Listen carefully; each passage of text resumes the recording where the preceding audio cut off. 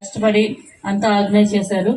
అలాగే వేదిక మీద ఉన్న డాక్టర్ గారు, డాక్టర్ మాధవీలత గారికి, డాక్టర్ వసుధ గారికి, డాక్టర్ రజనీ గారికి, డాక్టర్ సమత గారికి అంతా మా కృతజ్ఞతలండి. థ్యాంక్ యూ అండి.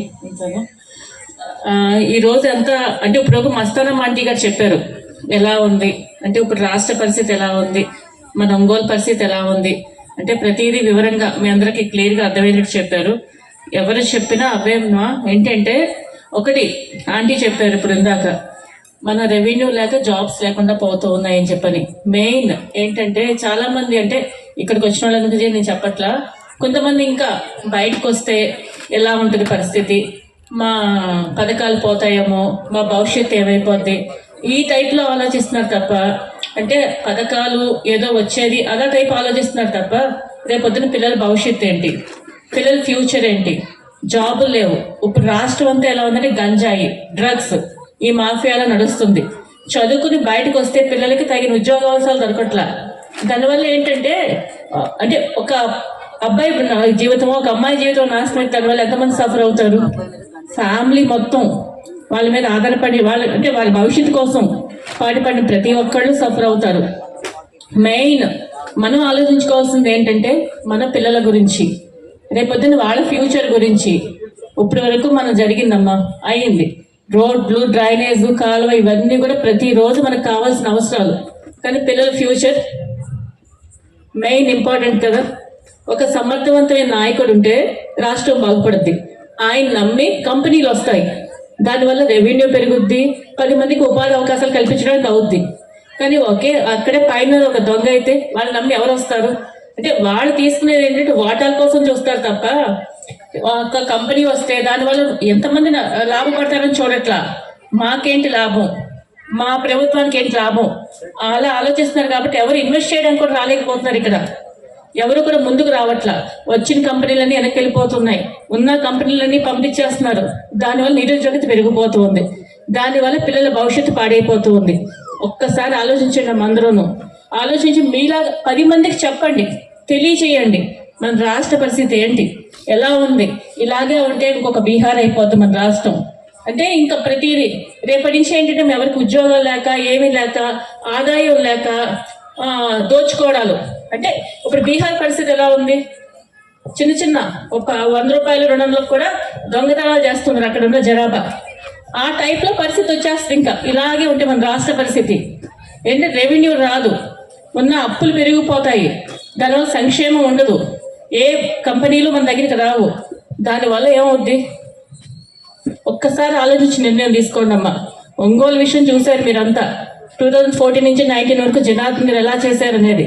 ఆల్మోస్ట్ 80% అన్ని చోట్ల రోడ్లు కానీ, డ్రైనేజ్ కానీ, అంతా వాటర్ పథకం కానీ అంతా పూర్తి చేద్దామని చూశారు. ఇంకా కొన్ని అక్కడక్కడ మిగిలిపోయినాయి. అవంతా ఏంటి 19లో మన గవర్నమెంట్ రాకపోవడం వల్ల అన్ని అంటే ఎక్కడి వరకు కంప్లైంట్ చేశారో జనార్దన్ గారు అక్కడితో ఆగిపోయింది అంతా. మళ్ళీ ఏది కూడా ముందుకు సాగలా. అంటే మీకు తెలుసు, మీరు చూస్తున్నారు, రెగ్యులర్గా బయటకు వెళ్తున్నప్పుడు అర్థమవుతుంది కదా మన రోడ్ల పరిస్థితి ఎలా ఉంది, మన డ్రైనేజ్ సిస్టమ్ ఎలా ఉంది. Water main problem, water, drinking water పరిస్థితి అయితే మరి అధ్వానంగా తయారైంది. చాలా చోట్లకు ఇప్పుడు వెళ్తుంటే కంప్లైంట్ చేస్తూ ఉన్నారు ఏంటంటే వాసన, నీళ్లు 2 months నుంచి వచ్చే వాటర్తో కూడా వాసన వస్తూ ఉంది, స్మెల్ అమ్మా. అంతా పట్టుకుని తాగుదా ఉన్నా సరే బబుల్ కొనుక్కుని తాగుతున్నాము. అంటే మేము ఎప్పుడు బబుల్ కొనుక్కునే వాళ్ళం కాదు, కానీ నీళ్ళు తాగలేక ఇప్పుడున్న పరిస్థితిలో బబుల్ కొనుక్కుని తాగవలసిన పరిస్థితి వచ్చింది అన్నట్టు చాలా చోట్ల కంప్లైంట్ చేస్తూ ఉన్నారు అంతాను. ఇదంతా అంటే ఎంతమంది కంప్లైంట్ చేస్తున్నా సరే దాన్ని సరిదిద్దే ప్రభుత్వం కాదు ఇప్పుడు ఇది. దాన్ని సరిదిద్దామని పనిచేసే వాళ్ళు ఎవరు లేరు ఇప్పుడున్న పరిస్థితిలో. అలాగే రోడ్ల గురించి ఇందాక చెప్పారు, యాక్సిడెంట్లు. ఎందుకంటే రోడ్ సరిగ్గా లేక గుంటల వల్ల యాక్సిడెంట్లు, విపరీతంగా యాక్సిడెంట్లు అవుతున్నాయి. ఇంకొకటి దోమలు, డ్రైనేజ్ సిస్టమ్ బాగా. ఆ దోమల వల్ల ఏంటంటమ్మా, ఆ డ్రైనేజ్ సిస్టమ్ బాగోలేకపోయేటప్పుడు దోమలు విపరీతంగా పెరిగిపోతున్నాయి. ఒక ఫాగింగ్ కానీ ఏదీ లేదు ఎక్కడా కూడా. దానివల్ల విపరీతంగా దోమలు పెరగడాలు, దానివల్ల లేనిపోని ఇంకా జబ్బులు రావడాలు, ఇలా ఉందంతా ఎక్కడ చూసినా సరే పరిస్థితి.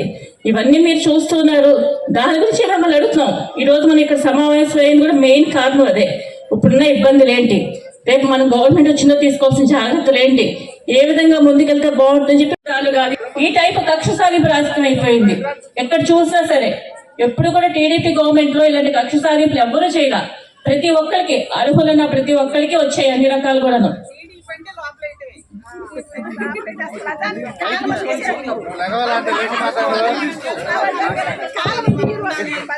మాట్లాడటానికి ఎవరికి అడిగినా ప్రశ్నించినా ఇదేంటన్నా ఇది ఎవరు చెప్పినది. అంటే ఏ టైంలో ఎవరే కేసు పెడతారని భయపడుతూ ఉన్నారు. అంటే ప్రశ్నించాలన్నా భయపడుతూ ఉన్నారమ్మా. ఏ విధంగా కేసు పెడతారు, ఏ వాలంటీర్ వచ్చి మా మీద ఏం చేస్తుంది, ఈ టైప్ ఎక్కువ. అంటే బెదిరింపు రాజకీయం ఎక్కువైపోయింది అంతాను. చెప్పారు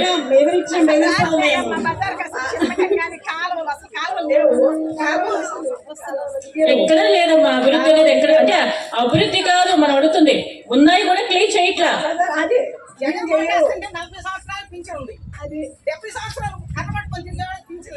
అయితే వాళ్ళు టీడీపీ అయి ఉంటారు, అందుకే కట్ చేశారు. 40 సంవత్సరాలు అయితే ముందు జగన్ కేస్తే ఓటు పింఛన్ ఉంది, 70 సంవత్సరాలు అయినా పింఛన్ లేదు. అది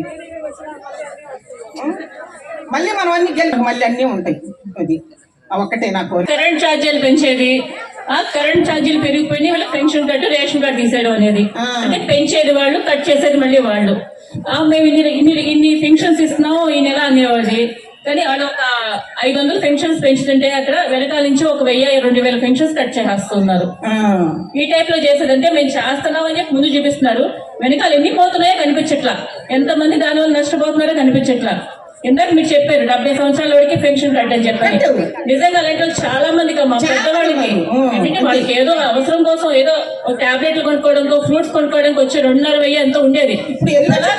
ఎల్లో చేరుకుంటా ఇప్పుడు మా ఆయన తీసేశారు 70 సంవత్సరాలు అయినా. అదే కదా, అది వాస్తవం జరిగింది, మాకు మా ఇంట్లో జరిగింది. ఇది నేను వచ్చి మామూలుగా జెండా పైన కడుతున్నా, నాకెందుకు ఉంచుతారు పింఛను? అది కదమ్మా, ఆయాసమే నాకేం లేదు. మన పార్టీ వస్తే ఎట్లా వస్తుంది? అదే కదా కక్ష సాధింపులు. అది టీడీపీ అంటే వాళ్ళకి ఏమీ రాకూడదు, వాళ్ళకి ఏమి చేయకూడదు, వాళ్ళు అక్కడ రోడ్డు కూడా చెమ్మకూడదు, అస్సలు ఏమి చేయకూడదు. ఆ టైప్ లో ఉంది. అది వాస్తవం. ఇంటి పన్నులు అన్ని మొత్తం చెప్పడానికి ఏం లేవు మనం అస్సలు. అది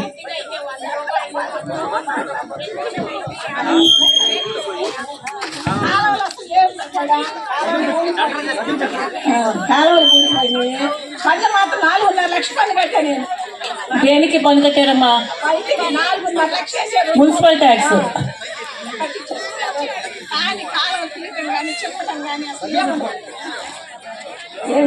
అసలు ఎవరు రావట్లా క్లీన్ చేయడానికి.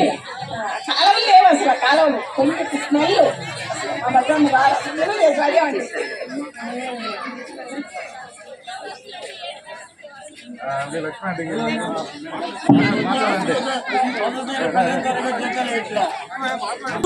ఇంటి చెత్తకి పన్ను 100 రూపాయలు. ఇస్తావా ఇవరా అని దబాయిస్తారు వారంటీలు వచ్చి. కొట్టుకి 600 పన్ను, మళ్ళా రేకుడింటికి 50 రూపాయలు పన్ను. నేను 23 సంవత్సరాలు వెంకటేష్ కాలనీలో PH లో పనిచేశా. నేను తెలుగుదేశం అని నన్ను తీసేశాడు. నేను బాల్లేని వాళ్ళ ఇంటికి వెళ్ళి చండాలంగా తిట్టేసి వచ్చాను. నేనేం భయపడను, తిట్టేసి వచ్చాను. నేను మళ్ళా తెలుగుదేశం వస్తే నేను వెంకటేష్ కాలనీలో PH లో నేను డ్యూటీ చేస్తా. అది తప్పకుండా అమ్మా. మా వాళ్ళు అందరూ ఉన్నారు, మా నర్సులు అందరూ గాజులు పిచ్చి పిచ్చిగా అమ్ముకుంటా అట్ట బతుకుతున్నారు మా నర్సులు. వాళ్ళకి అందరికి సర్వీస్ ఉంది. మళ్ళా మేము తెలుగుదేశం వస్తే మళ్ళా మేము డ్యూటీలో జాయిన్ అవ్వాలని మా కోరిక. వెంకటేష్ కాలనీ మొత్తం తెలుగుదేశానికే ఓట్లేస్తారు ఇవ్వాలి అని. బాబుకు కూడా తెలుసు, నేను జనార్దన్ బాబుకు కూడా. అదేనమ్మా, తప్పకుండా అమ్మా. మీరు తప్పకుండా మళ్ళీ టీడీపీ గవర్నమెంట్ రాగానే మీ జాబ్ మీకు వస్తుంది. నైట్ నిద్ర కూడా బాగుంది అట్లా. వాటికి మన ప్రభుత్వం రాగానే ముందు సొల్యూషన్ చేయండి. మా కోరిక అది. మన గవర్నమెంట్ రాగానే ముందు సొల్యూషన్ ఇక్కడున్నాక చిన్నగారు జినాద్గిరి వెళ్ళే చూసుకుంటారు. ఆ సొల్యూషన్ ఎలా చేయాలనేది కంపల్సరీ. కాలువలు తీయటం, కాలువలు కూడా మేడం సరిగా తీయట్లేదు. అడిగితే ఇంతే, చెయ్యట్లేదు. కరెక్ట్ అమ్మా. ప్రతి దగ్గర సమస్య ఇదేనమ్మా. ఎక్కడా కూడా ఈ కుక్కలు పెరగడం, డ్రైనేజీలు శుభ్రం చేయకపోవటం, రోడ్లు సరిగ్గా పోడ్చిపోవటం, రోడ్లు సరిగ్గా వేయకపోవటం, ఎక్కడ చూస్తే ఇదే సమస్యలు ఉన్నాయి మొత్తం. అంటే పని చేయట్లేదు, పనే జరగట్లేదు కదమ్మా. ముందు పని జరుగుతుంటే ఏదో ఒక చోట ఏదో ఇక్కడ రాలేకపోయారేమో అనుకోవచ్చు. ఎక్కడ ఒంగోలు ఎక్కడ పని జరగట్లేదు కదా. మెయిన్ ఇంటి పన్నులు మేడం, కరెంటు బిల్లులు, మాకు వచ్చే ఆదాయం సగం వాటికే కట్టాలి. మన ప్రభుత్వం వస్తే మాత్రం తప్పనిసరిగా ముందు మనకి ఆ సమస్యలు తీర్చుకుంటాం. తప్పకుండా అమ్మా.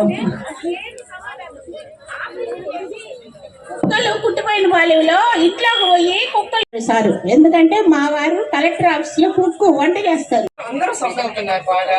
కాకపోతే వాటిని ఇంతకు ముందు చేసేవాళ్ళు అండి. అట్లా వాటిని తీసుకెళ్లి ఎక్కడన్నా ఈ అడవుల్లో అట్లా వదిలేసేవాళ్ళు. ఇప్పుడు అసలు పట్టించుకోవట్లా. పట్టించుకుంటే చేయొచ్చు. ఏముందండి అంటే ఇప్పుడు ఈ 5 ఏళ్ళ నుంచి ప్రజలందరూ చూస్తున్నారు ఏం జరుగుతుందో.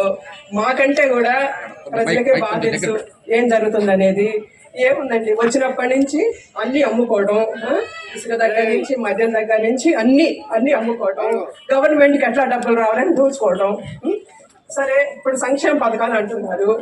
అంటే సంక్షేమ పథకాలు అంటే సమాజానికి ప్రజలకి ఆర్థికంగా సహాయం చేయొచ్చు. ప్రతి గవర్నమెంట్కి ఆ బాధ్యత ఉంది, చెయ్యాలి. కానీ అది ఏ విధంగా చెయ్యాలి అంటే ఇప్పుడు ఇన్ని సంవత్సరాల నుంచి ఇంతకుముందు ఎవరు గవర్నమెంట్ ఇట్లా చేయలేదు.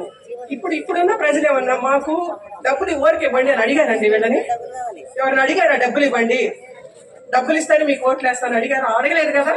నువ్వే అలవాటు చేసావు. ఎందుకు అలవాటు చేసావు అట్లా అంటే ఇప్పుడు సమాజానికి కొన్ని కావాలి. ఏది చదువు కావాలి, పిల్లలకి చదివించడం, విద్య, అందరికి ఇళ్ళు, అందరు ఉండటానికి ఇళ్ళు ఇవ్వండి, అందరికీ పిల్లలకి చదువుకోవడానికి సహాయం చేయాలి, వైద్యం జరిగేటట్టుగా చూడాలి. ఇవేమీ లేవు.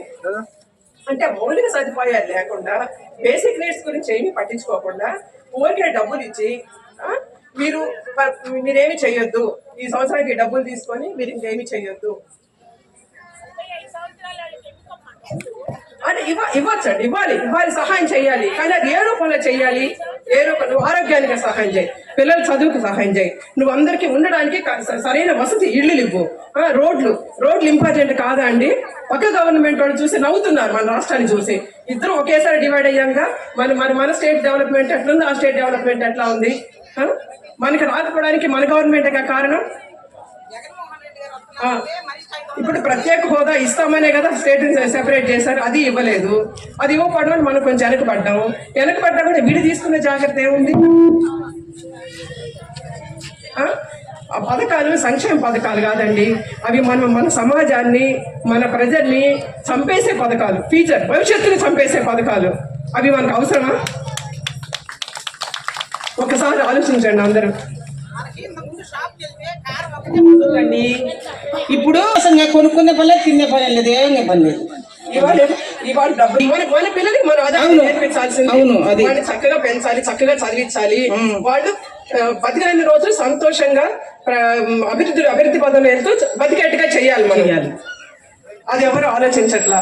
ఒకసారి ఆలోచించండి అది. అవన్నీ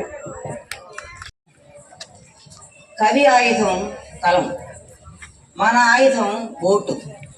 మీరు ఏ సమస్యలు గురవుతున్నారో అటువంటి సమస్యలు దూరం చేయాలంటే జనార్దన్ గారిని గెలిపించుకున్నాం, తెలుగుదేశం పార్టీని గెలిపించుకున్నాం. తెలుగుదేశం పార్టీతోనే అభివృద్ధి ఉంటుంది. మన ఎమ్మెల్యేలందరినీ గెలిపించుకుంటే మన చంద్రబాబు నాయుడు గారు సీఎం అవుతారు.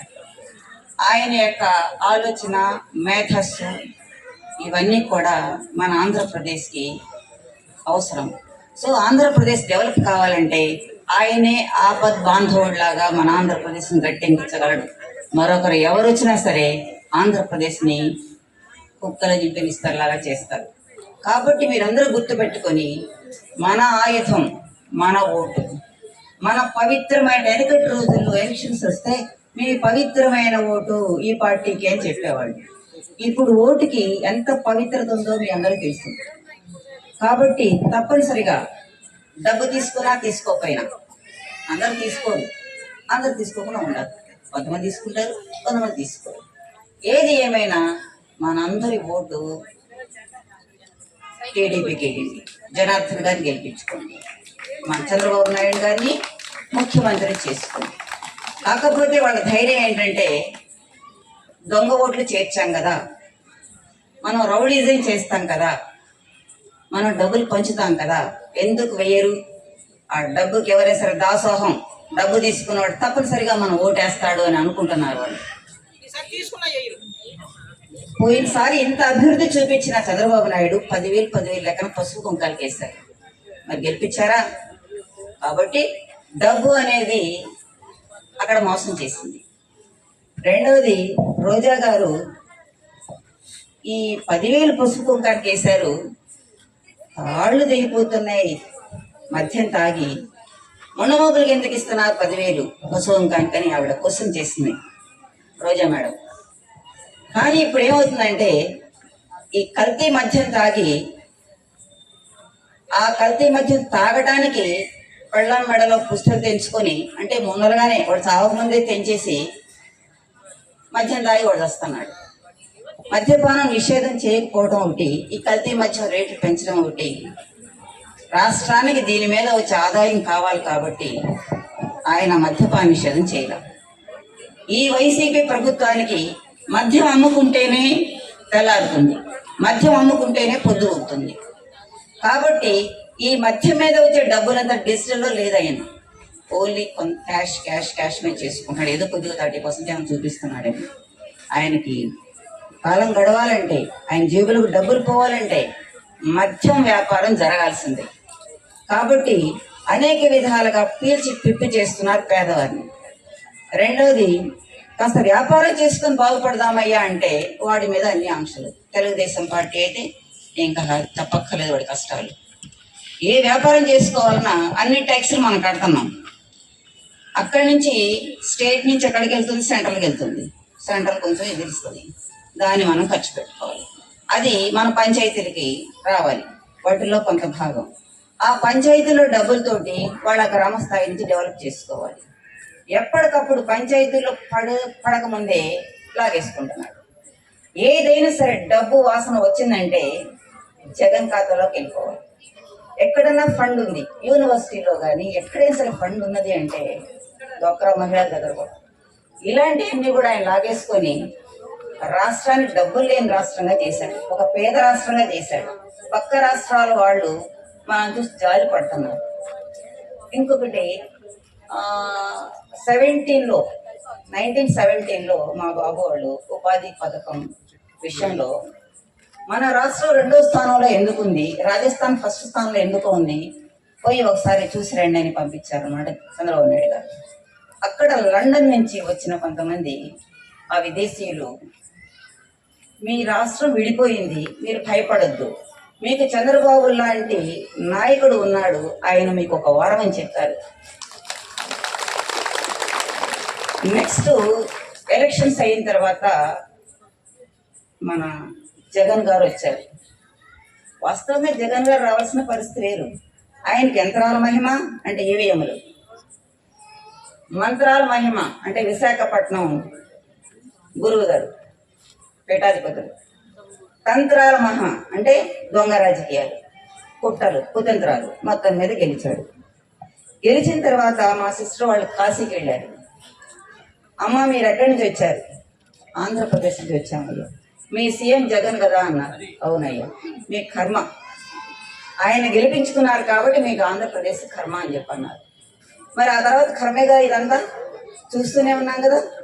మన రాష్ట్రం గురించి, మన చంద్రబాబు నాయుడు గురించి మనం గుర్తు పెట్టుకోలేంతగా, ఊహించలేనంతగా ఇతర రాష్ట్రాల వాళ్ళు చంద్రబాబు నాయుడు గొప్పతనాన్ని గుర్తించారు. ఆయన వరం, ఈయన కర్మ అనే విషయం. కానీ ఇప్పటికైనా మన ప్రజలందరూ, ప్రతి ఒక్కరు కూడా ధైర్యంగా ముందుకు రావాలి. ధైర్యమే సగం గెలుపు. విజయం. కాబట్టి మహానాడు ప్రోగ్రాంలో ఒంగోలులో మన జనార్దన్ గారి నాయకత్వంలో మహానాడు జరిగింది. ఆ రోజు ఎంతోమంది బయటకు వచ్చారు. ఆ తర్వాత నుంచి పార్టీ కోసం భయపడుతూ కూడా బయటకు వచ్చారు. ఇప్పుడు ఇంకా వస్తున్నారు. నిన్న చూడండి ఒక్కరోజు ఎంతమంది వచ్చి 46th డివిజన్ తరఫున వచ్చామని చెప్పేసి పార్టీ కండువాలు కలుపుకున్నారు. మేము ఆ బాధపడలేము, ఆ బానిసలుగా ఉండలేము.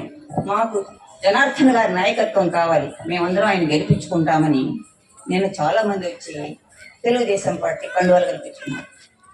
నెక్స్ట్ ఇదే ప్రతి డివిజన్లో కూడా చాలా మంది వచ్చి పార్టీలో చేరతారని మేము అనుకుంటున్నాం. మీ అందరూ కూడా ఇంతవరకు చక్కగా మీ టైం తీసుకొని మా మాటలు విన్నందుకు చాలా ధన్యవాదాలమ్మా. అందరూ టిఫిన్ చేసి వెళ్ళమని కోరుతున్నాం. మేము దానికి తగ్గకుండా మనందరం పనిచేయాలండి. సైకో పోవాలి. వర్ధిల్లాలి చంద్రబాబు నాయుడు గారి నాయకత్వం. వర్ధిల్లాలి చంద్రబాబు నాయుడు గారి నాయకత్వం. వర్ధిల్లాలి దామచర్ల జనార్దన్ గారి నాయకత్వం.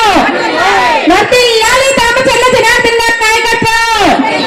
వర్ధిల్లాలి దామచర్ల జనార్దన్ గారి నాయకత్వం. జై తెలుగుదేశం. జై తెలుగుదేశం.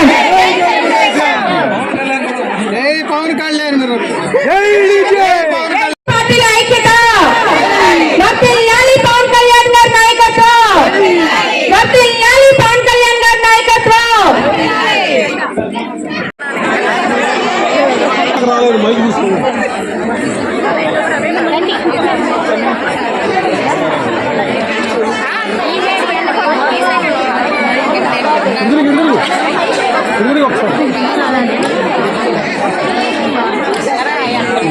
పంపిస్తారా?